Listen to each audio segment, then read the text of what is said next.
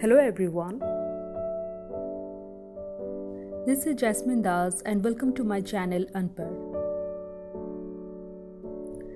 So today in this video we are going to discuss classification of sedimentary rocks.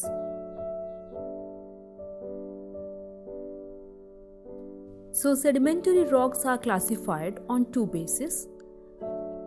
First one is on the basis of the formation of sediments or the way the sediments are formed, which are of three types: mechanical, chemical and organic.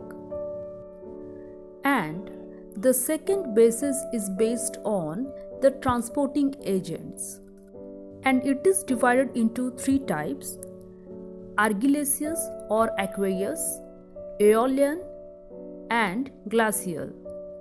About the transporting agents we will discuss in the next video. Previously formed rocks are subjected to mechanical or physical disintegration, and thus the rocks are broken into fragments of different sizes due to the uninterrupted exposure to the nature.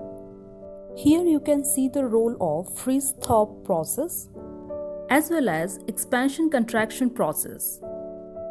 The broken fragments of rock is known as clast.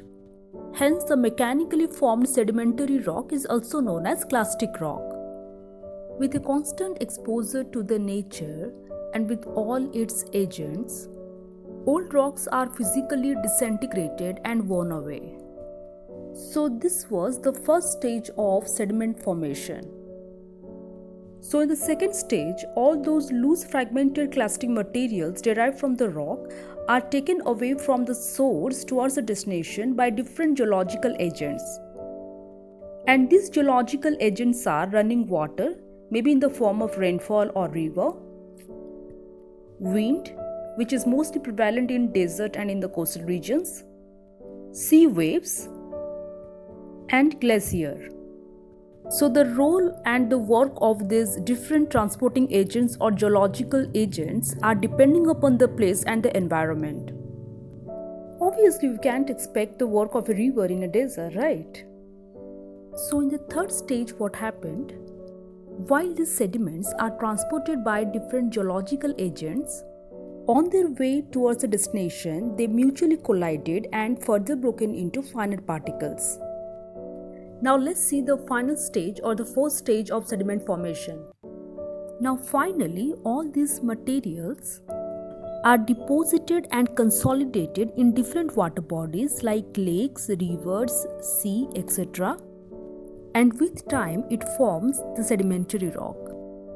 Now let's see some examples of mechanically formed sedimentary rocks. Sandstone, conglomerate, shale, silt, clay, etc. The sandstone is formed due to the deposition, cementation and consolidation of sand grains.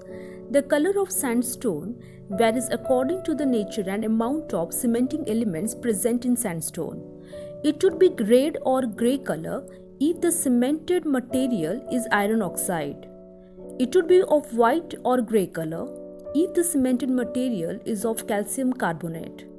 Sandstone can be hard and resistant to erosion if cemented by silica, though on an average it is porous and water percolates easily. Now let's see the second example, conglomerate. As you can see in the picture, this is a mixture of pebbles with sands. Clay is formed due to the deposition and cementation of fine sediments. Clay is formed of kaolin mineral, which is least affected by chemical weathering but can be easily eroded down. Clay is soft and weak but impervious. Now let's see silt. It is made up of fine sand particles but larger than the clay. Shale is nothing but it formed due to the consolidation of silt and clay. Shale is unpermeable, hence they hold mineral oil above them. Now after the mechanical formation, let's see some chemically formed sedimentary rocks. Actually, running water contains chemical materials. When such chemically active water comes in contact with the country rocks in its way, soluble materials are removed from the rocks. Such sediments are regarded as chemically derived.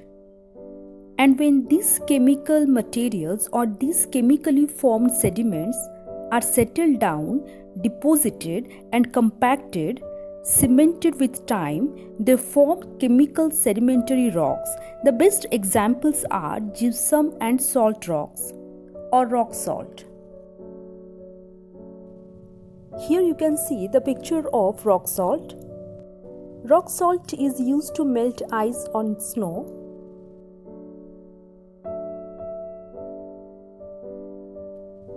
Now this white color you can see on your screen. Any guess what it is? Yes, it is gypsum. Gypsum is used in manufacturing cement and plaster of Paris. Now you can see this beautiful rock. This is sylvite, which is rich in potassium and used in manufacturing fertilizer. Now this yellow color rock is barytes, which is used as a filler in industrial products and used to produce the chemical barium. Now after mechanical and chemical, it's time for organically formed sedimentary rocks. The sediments derived from the disintegration or decomposition of plants and animals are called organic sediments. And when these sediments are deposited and consolidated, they form organic sedimentary rocks. Now on the basis of the presence of lime, carbon and silica, they are divided into three types: calcareous, carbonaceous and siliceous. Calcareous rock formed from the sediments which are derived from the skeletons and remains of those animals and plants which contain large portion of lime. Lime has calcium carbonate, hence this rock is known as calcareous rock. Limestone is the best example. Since it is affected by water, it is considered as a weak rock in humid region, whereas it is considered as a resistant rock in hot dry region, not affected by differential expansion and contraction due to temperature changes. And this happens because limestone has a uniform homogeneous structure. These carbonate rocks, after weathering and chemical erosion, give birth to karst topography. Now let's see the carbonaceous rock. It is dominated by carbonic material which represent the vegetative remains. This rock formed due to the burial of vegetation or forest, due to the tectonic movement or for any other natural reasons, and transformed with time due to the overlying pressure, weight and heat. So on the basis of the carbon content, it is divided into four types: peat, lignite, bituminous and anthracite. Peat is of grey color and it is the initial stage of the carbonaceous rock. Anthracite coal has a greater proportion of carbon and darker in color. Now here in this picture you can see the four stages of the formation of carbonaceous rock or the stages of coal formation. Peat is in the initial stage and anthracite occupies the final stage. Now let's discuss the siliceous rock.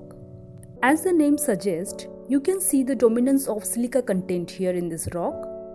So siliceous rock is formed due to the aggregation and compaction of radiolarian organisms or the algae. Geyserite is the example of this rock which is found around the hot spring or geysers. So this is all about the classification based on the mode of formation. See my next video for further information. So now it's time to leave. Thank you for watching this video. If you found this video helpful, like and subscribe my channel to motivate me. Stay happy, stay healthy. Bye.